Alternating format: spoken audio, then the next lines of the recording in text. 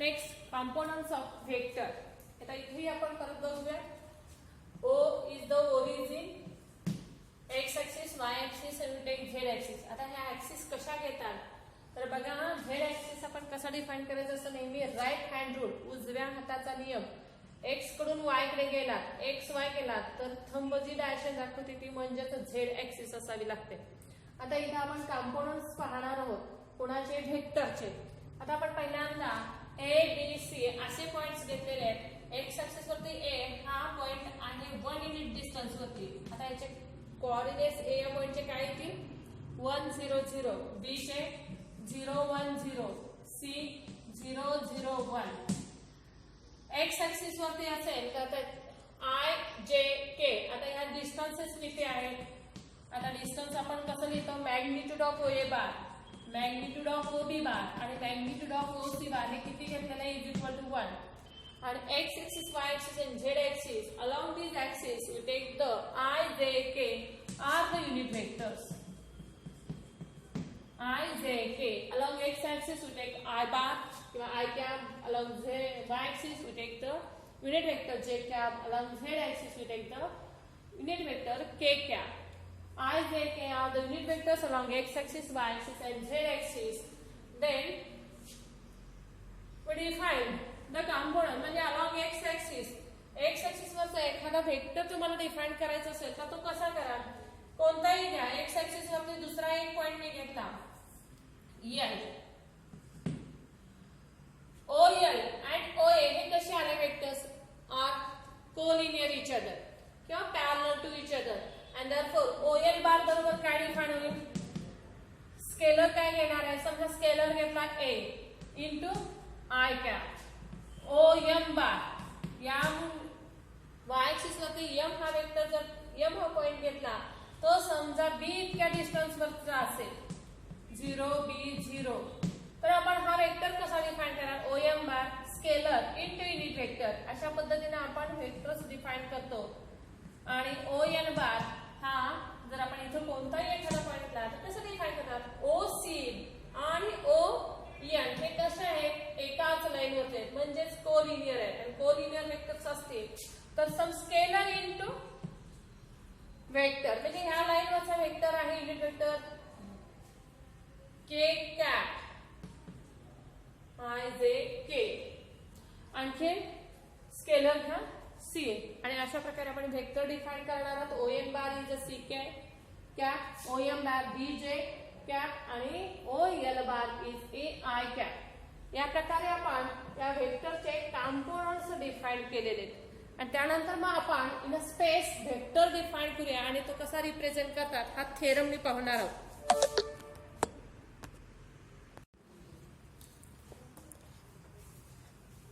Hello students, next we say theorem number 3. हा theorem परीक्षेमध्ये बऱ्याचदा विचारला जातो. स्टेटमेंट आपण वाचाय, if A bar B bar C bar are 3 non coplanar vectors. एकाच प्लेन मधले हे वेक्टर्स नाहीत. म्हणजे कसे आहेत, आता जे आपण पाठीमागच्या लेक्चरला जे नॉन कोप्लेनर म्हणजे 3 प्लेन्स अटॅच करून जो स्पेस बघितला, स्पेस मधला हा ए बार बी बार सी बार हे कसे आहेत, हा एक्स ऍक्सिस वरती असेल, दुसरा वेक्टर y ऍक्सिस असेल तर तिसरा वेक्टर z ऍक्सिस वरती. असे हे 3 वेगवेगळे वेक्टर्स आहेत, एका प्लेन मध्ये नाही. देन एनी वेक्टर r बार, मग कोणताही एक वेक्टर घ्या r bar in the space, मग तो कॅन बी डिफाइंड ॲज किंवा तो कॅन बी युनिकली डिफाइंड किंवा expressed as a linear combination of a bar b bar and c bar. हे प्रूव्ह करायचंय. थेरम प्रूव्ह करत असताना आपण पहिल्यांदा फिगर इथं काढून ठेवलेले पहा काय काय घेतलेले आहेत. ए हा असा पॉइंट घेतलेला आहे की त्या ए हा तिन्ही वेक्टरचा इनिशियल पॉइंट आहे. ए बी बार या वेक्टरला आपण नाव दिलेलं आहे ए बार. दुसरा वेक्टर आपण घेतलाय ओ क्यू किंवा ही 3 वेक्टर्स घेतलेले आहेत. कोणते 3 वेक्टर्स आहेत, ए bar B bar and C bar. हा वेक्टर आहे सी बार, ए बार बी बार सी बार, B3 नॉन कोप्लेनर वेक्टर्स. त्यानंतर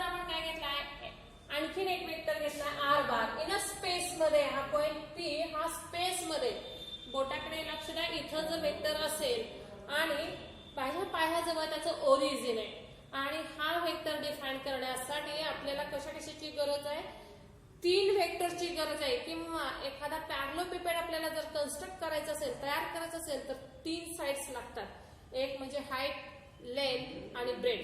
त्याशिवाय आपण पॅरलोपिपेड दाखवू शकतो. तसंच इथे हा पॉइंट असा आहे, स्पेस मधला एक पॉइंट आहे पी. हा पॉइंट डिफाईन करण्यासाठी आपण तो कुठून डिफाईन केलाय, ओरिजिन म्हणजेच ए या पॉइंट पासून. आता हे जे तिन्ही वेक्टर्स आहेत, ए बार, बी बार आणि सी बार, हे 3 वेक्टरचा इनिशियल पॉइंट हा एच घ्यायचा आहे. आणि जो चौथा आपण वेक्टर इथं डिफाईन करणार आहोत, ज्याच्यासाठी आपण हे सर्व करणार आहोत, तो सुद्धा वेक्टरचा इनिशियल पॉइंट हा एच आहे. ए बी बार आपल्याला एक्सप्रेस करायचा आहे लिनियर कॉम्बिनेशन मध्ये ए बार, बी बार, सी बारच्या. फिगर कशी तयार करायची आहे, we take the A as the initial point of the vectors A bar, B bar, C bar and R bar also. Now let A P bar, सगळ्या वेक्टरची नावं मी सांगते तुम्हाला. A P bar काय येईल, R bar. A bar, B bar, C bar are non-coplanar vectors. They determine 3 distinct planes. हे काय दाखवतील, हे 3 वेगवेगळे प्लेन्स मध्ये आहेत हे तिन्ही वेक्टर्स. आणि त्या 3 प्लेन जेव्हा इंटरसेक्ट होतील तेव्हा जेव्हा ही फिगर तयार होईल तो पॅरलोपिपेड तयार होतो. पहा, draw the planes parallel to the plane formed by the vectors b bar and c bar. These plane intersect a line containing a bar at the point b. ह्या 3 पॉइंट्स काय झालेत, एकमेकांना इंटरसेक्ट होत आहेत at पॉइंट b, q आणि s या ठिकाणी. आणि अशा प्रकारे आपण हा कंप्लीट करू शकतो पॅरलोपिपेड. नाउ ए बी बार. आता चला आपण मूळ थेरमच्या पॉइंट कडे जाणार आहोत. A B bar and A bar हे वेक्टर्स कसे आहेत पहा. A B and A bar हे एकाच लाईन वरचे आहेत, म्हणजे ते कशा आहेत, कोलिनियर आहेत, are collinear. and therefore we take the scalar x such that A B bar बरोबर आपण काय डिफाइन करूया, x A bar. take the scalars x. आता हे एकत्रच आपण परत लिहूया.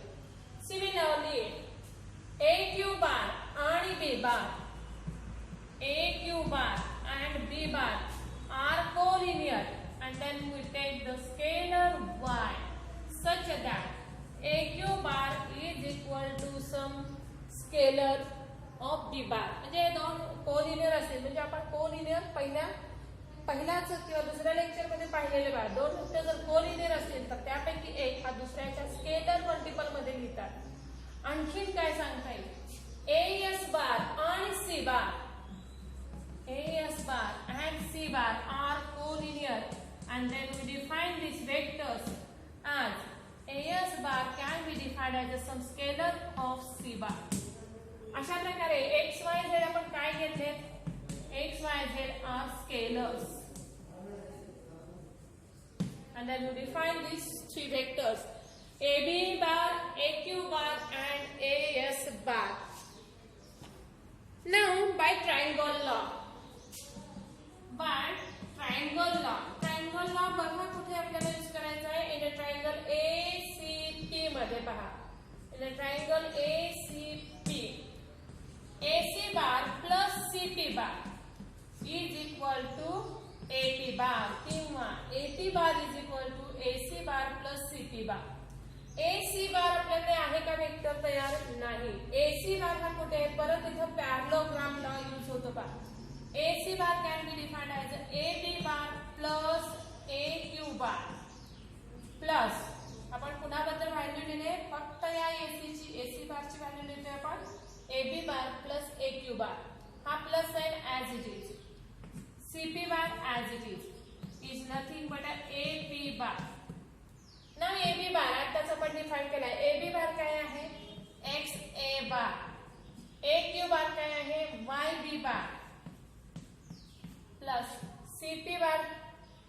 CP बार आपण डिफाइन केले का, CP बार नाही, मात्र AS बार आणि CP बार हे इक्वल आहेत, and therefore पॅरलल आहेत आणि इक्वल आहेत. डायरेक्शन तीच आहे, याची ही तीच डायरेक्शन आहे, म्हणजे ते दोन वेक्टर्स हे कसे पॅरलोपिपेड आहेत म्हणजे त्याच्या कडा कशा असणार आहेत, पॅरलल, इक्वल, आणि हे दोन इक्वल वेक्टर आहेत and therefore we take this value is ZC bar is nothing but R bar. इथं आपण लिहूया CP bar is equal to AS bar and hence we prove काय प्रूव्ह केलं, A bar, B bar, C bar are three non-coplanar vectors असतील, then we proved then any vector R bar in the space can be uniquely expressed as, तर कोणताही एक vector R bar space मधला कसा लिहिता आला, linear combination of A bar, B bar, C bar च्या, आणि हेच लिनियर कॉम्बिनेशन आहे. तीन वेक्टर्स घेतले, तीन स्केलर्स असतील तर आपण लिनियर कॉम्बिनेशन मांडलेले आहे. पहा एक्स ए bar plus Y B bar plus Z C bar याला लिनियर कॉम्बिनेशन म्हटलेलं आहे आणि हा आर बारशी इक्वल असतो. थेरम मध्ये आणखीन एक पॉइंट आहे पहा, तो म्हणजेच काय आहे, युनिकनेस. हा युनिकनेस प्रूव्ह करावाच लागतो. थेरम 3 मार्कांसाठी थेरी पार्ट म्हणून विचारला जाऊ शकतो आणि म्हणून आपण युनिकनेस प्रूव्ह करूया.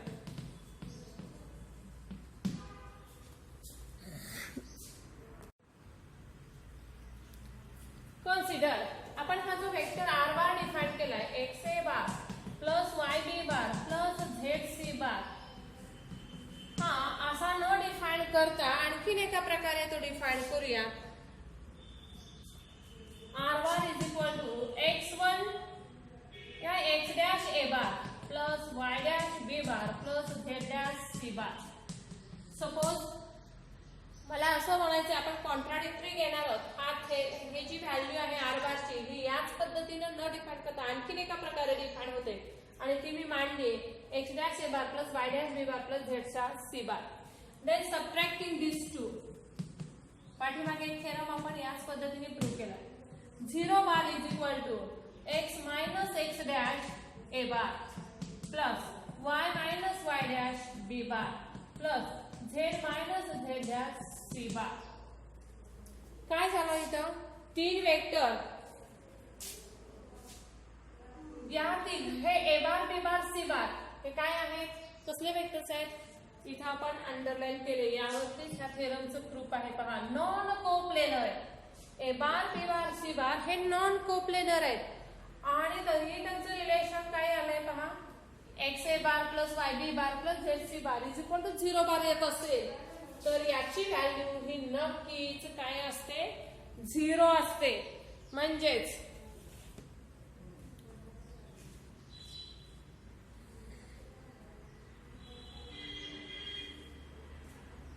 मस्ट हा. आता इथं डायरेक्टली आपण म्हणतो, मात्र तुम्हाला अजूनही याचा अर्थ कळाला नसेल तर आपण याच्यावरती अजून एकदा ट्रेस देऊया.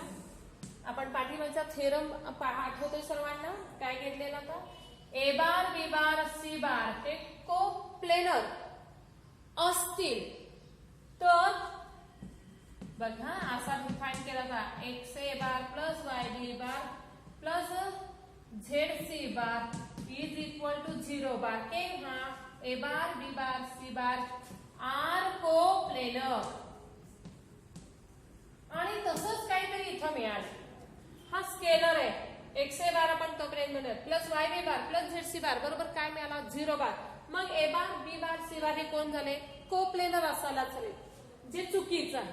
काय सांगते, ए बार बी बार सी बार हे काय आहेत, नॉन कोप्लेनर आहे. आणि जर असं असताना अशी जर व्हॅल्यू येत असेल तर X minus x dash must be 0, Y minus Y dash is equal to 0 and Z minus Z dash is equal to 0. That is X बरोबर एक्स डॅशच असतो, वाय बरोबर वाय डॅश अँड झेड बरोबर Z dash and hence the unique. म्हणजेच एक vector space मध्ये असेल किंवा प्लेन मध्ये असेल तो युनिकलीच डिफाइन होतो. हे आपण दोन थेरम मधून पाहिलेले दोन्हीही थेरम्स हे महत्वाचे आहेत.